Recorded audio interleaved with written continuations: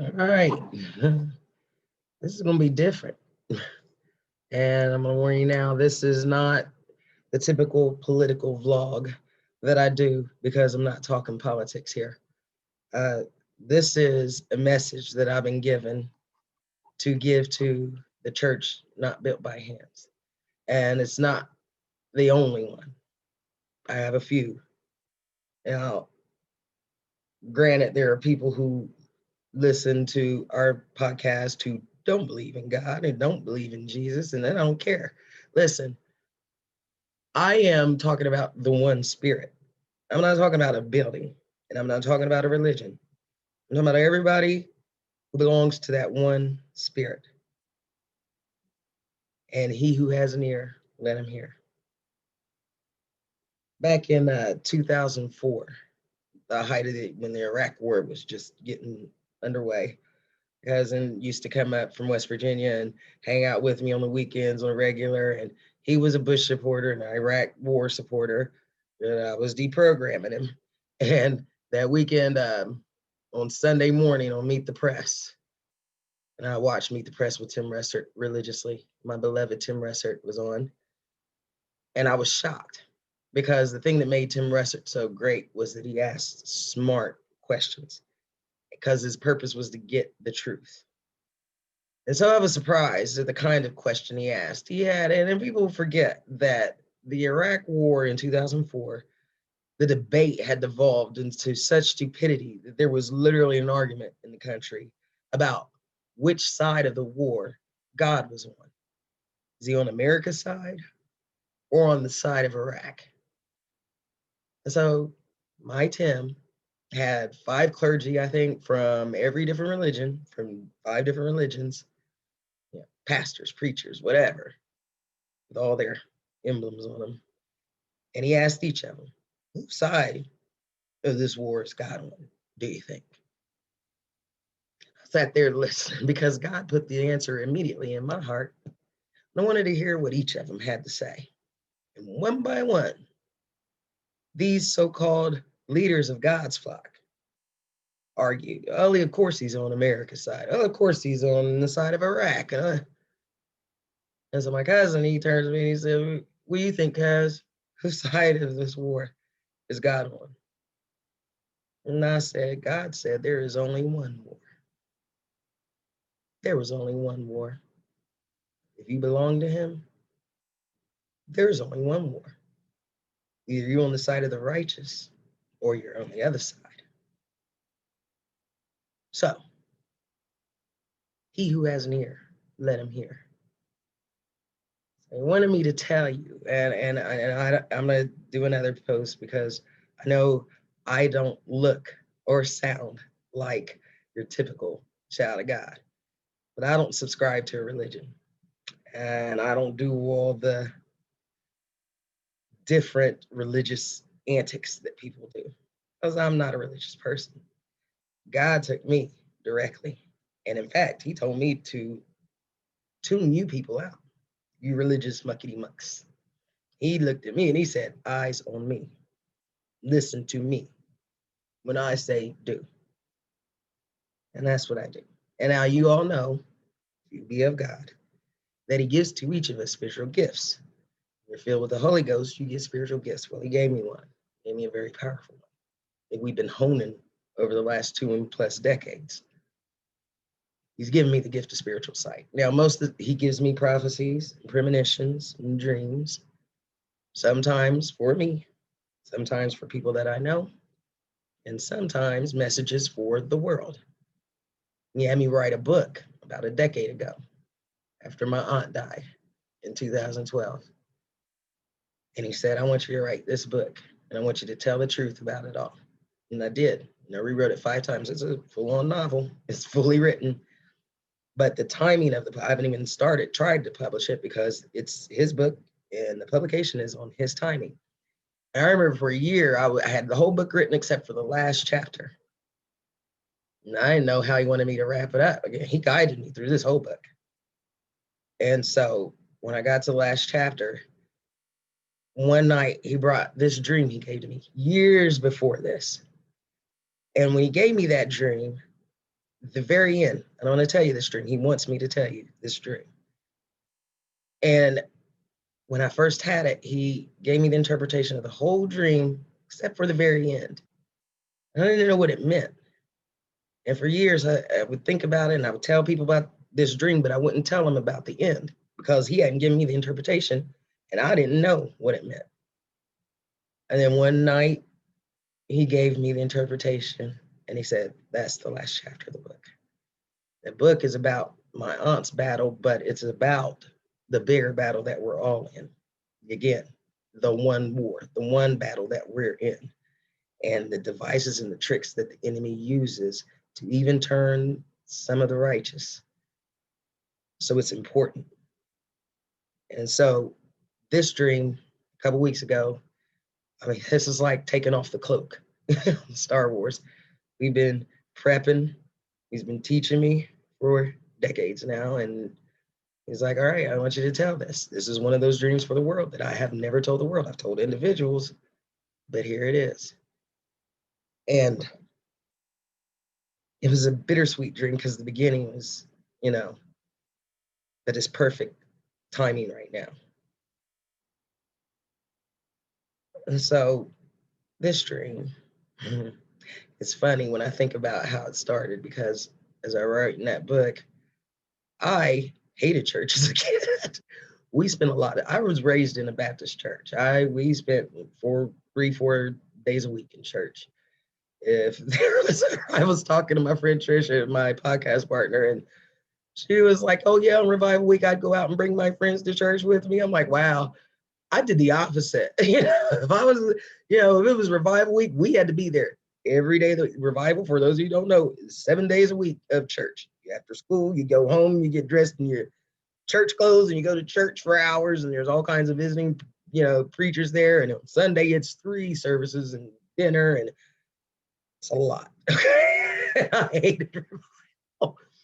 And I would warn my friends, like, hey, it's Revival Week. Don't come this week. She's like, I was bringing because I guess that's what you're supposed to do. I did the opposite. And I remember my pastor, Reverend Bowen, whenever he would be when he was wrapping up his sermon, he would close his Bible and he would, almost always start the same way. And he would go, and one of these old mornings, you're going to look for me and I'll be going on home. Every day will be Sunday. Sabbath won't have no end. I remember every time he said that, I would be like, I don't know if I want to go to heaven. Sabbath won't have no end. Every day will be like Sunday. Hated Sundays. Worse, our church was literally across the street from the park. So in the spring and summers, we'd be in this hot, stuffy church. I'm in church clothes, and you could hear the swings going around on the bars. You could hear the basketballs on the basketball court, all the kids outside playing. And here we are in church. All I wanted to do was go home, take my clothes off, put on some shorts, and go play. So yeah, that was like, I don't know. I don't want to go there. So I think about that when I think about this dream and what a change he has made in me. Because heaven, he showed me that line. I was walking with him on that line. He said the streets paved with gold. It's not actually gold. It's on that line. And it was the most beautiful day. Blue skies, perfect weather. And I'm walking on this path. And it wasn't paved with gold. It was soft like earth. Felt like that silty, soft, fine dirt that you see, but it didn't squish between your toes. It was just soft underfoot and warm. And it reflected this gold color from the ground. The ground itself reflected this shine. And there was a shine from behind, this warmth I felt from behind, but and then I could feel him. I can feel him. I felt him, his arm and his robe was on my arm, and we were walking and talking. And the thing about it is, Jesus, as we walked and he talked, here's the thing. I don't know. It felt like 5 minutes and 5,000 years all in the same time. I have no idea how long We were walking and talking, but it felt like forever and only 2 minutes at the same time.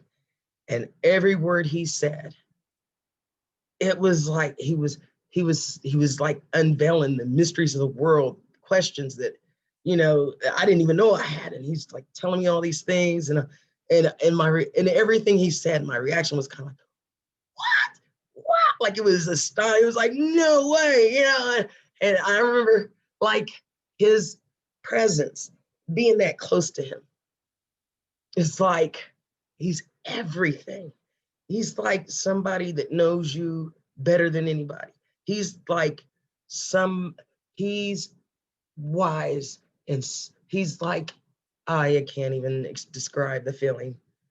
And it was like this, like I wanted to be his arm right there the whole time we were walking, and him talking to me, and I was looking up to him like this. And he's shown me himself several times in dreams and never shown me his face. I was looking at him like this, like a child, but his face, I remember seeing his smile. I've seen his smile in a couple of dreams, but his face is kind of shadowed out in a way, like when the sun is behind you, and and everything he said, like I just say every word that came, I just loved, and I hung.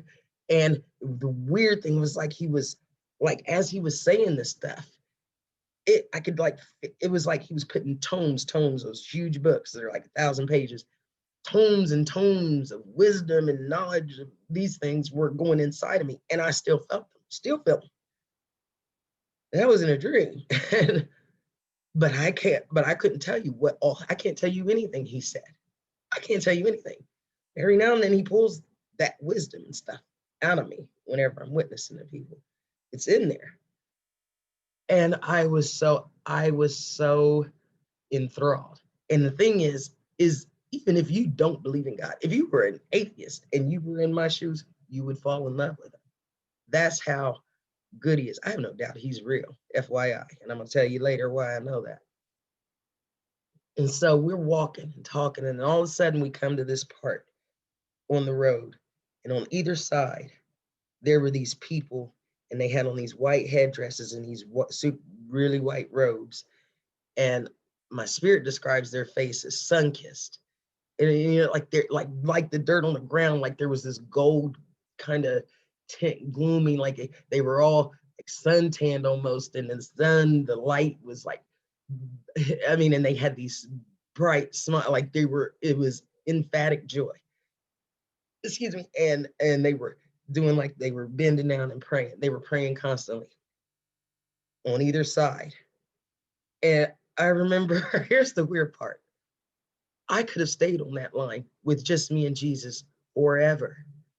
Every day would be like Sunday, just me and Jesus. That's it. That's all you need, FYI.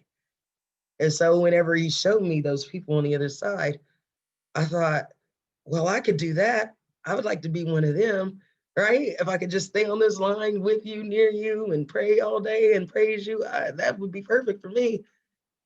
And then he did one of these, grabbed my right shoulder, turned me to the east. And in the east, down this long rolling hill, down into this valley, it was like dusk, evening time, off in the distance. And I knew I was going to have to go down there. And all of a sudden, I got this twinge of fear in my chest. And Jesus said, don't worry. Whenever you need me, just call back to me. Call on me, and I will be in front of you, behind you, and all around you. And then he pointed to all those people praying on the line. And he said, these are your prayer warriors. They are praying for you constantly. Call back to the line, and that light will come to you. And I stood there for a second. I did not want to leave that line. I did not want to leave his side. Going down in the dusk, it was dark. It was getting dark. It looked cold and gloomy. And so I took a breath, and I took the first step. And when I took that first step, it was like I came out of myself, and I was looking down at myself at an angle to the left. And there was Jesus standing there in this white robe. He was like a giant almost. And then you could see me. I was like this little itty bitty, like a toddler almost, like this little thing walking into the grass. And my robe changed into like gear, like boots, black boots and a black backpack. And like I was marching into the battle. And I was swallowed up by that hill. And then I was back inside myself, and it was cold. And I could hear yourself, you can hear yourself breathing and stuff. And it was cold and it was scary. And I felt alone. And it was dark. And I'm marching, and I see nearing, coming up to me was this, field. It looked like crops. Growing up in Ohio, driving up and down 23, you'll see like um, big farms where there's wheat and corn, like growing, you know, 6 feet high. And that's what it looked like, except they were like shadowed out, like shadows. They looked like thoughts of shadows. And the closer I got and the closer I got, the darker every row, that whole area was so dark, darker than the dusk in the sky. And I felt the closer I got, and I looked, and I realized these were people. These were people. And all of a sudden I got that twinge again of fear. And I called back to the line, and I called and said, Lord, be around me, be in front of me. And all of a sudden this gold light came out from over me and in front of me. And it was Jesus in his white robe in front of me. And even though I was behind him, I could see his expression, and he was like serious and stern, and he had this sickle in his hand, and he was going from side to side as we entered the row. And I could feel people behind me in this golden light. And then all of a sudden, once we entered the row, I was in a robe and not in that gear. And as we entered in between that row, when I looked at these people, they were what looked like dark was just caked on mud, dirt, filth. It was black, cracked dirt. It was so piled onto them. Like, you know how you see in the desert cracked earth, where it's that dry that their skin almost looked like scales. They had so much, and all you could see were the whites of their eyes. And they were shadowed in, they were huddled in together, and they couldn't see themselves. And so what we were doing in the line, we're reaching our hands out to either side. And when we did that, that gold light radiated out from our hands. And I reached out, and I remember they reacted one of two ways, only one of two ways. Either when I reached out and that gold light radiated out of my hand, it would show them, they could see the scales, they could see themselves, and they were repulsed, and they would shrink back and hide back into the row, into the darkness. But then there were others where when I reached out and that golden light shone on their hands, the scales started to recede, and they could see their actual skin. And then they would reach in, and then we'd pull them in, and they were part of the light. And God has shown me my robe a couple times, and my robe is covered in handprints on either sleeve. I'm proud of that. I'm thankful for that. To just see, here's what he wants the church, not built by hands, to know. We are the light of the world here. I don't know one person that knows God that doesn't recognize what time it is right now, that doesn't see the evil all around us. We are in a dark place in this world. The world is darkening, but Jesus has filled us with light. We are literally the light of the world. When it's over, he's going to remove all of us and all the light from this world. Until then, God said, who takes a lamp and puts it under a table, right? Have we been doing that? When God gives me messages, 9 times out of 10, I only witness to people who are unsaved. I don't pick people. I don't pick and choose. God's in control of all that. He leads me and directs me, and he sets the scene, and he's met them before I did. He lays the groundwork, and then he has me speak. I am fishing in muddy ponds. God didn't come to heal the healthy, did he? Only time he has me give messages like this to saved people is when they're not listening. When they're either doing one of these or they're distracted. So here we are. Can you hear us? God said, we are the light of the world. In the face of all this evil, God gave us weapons. One weapon, and it is the sword of truth. I hear people say all the time, how do you combat somebody who lies so much, all these lies, with the truth?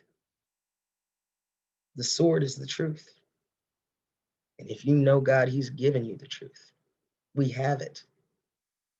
We are giants. Do you understand the power we have? God said, in the presence of the light, the darkness must flee. Didn't he? He said, in the presence of God, demons quake. If you could see us spiritually, there's a reason why demons quake. When the book is, you'll see, they scatter. They're shadows, they're phantoms.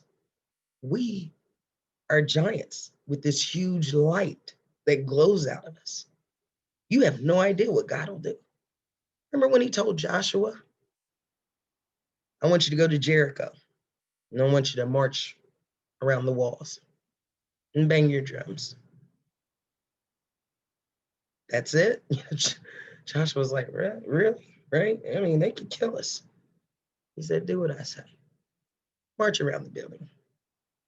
Y'all know what happened.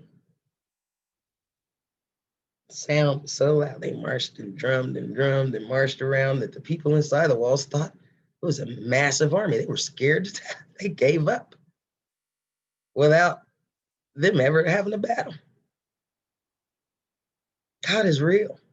And that power is real, and he is the same yesterday, today, and forever. We are the ones with that power. If we want to fix what is happening right now, and God wants us to do it, then we need to take those lamps out from under the tables, people. We need to use that light. We need to remember that we have power, supernatural power, awesome power in this world. Let's do it together. When we get it together, there is no stopping us. God said, watch, fight, and pray. Let's do that.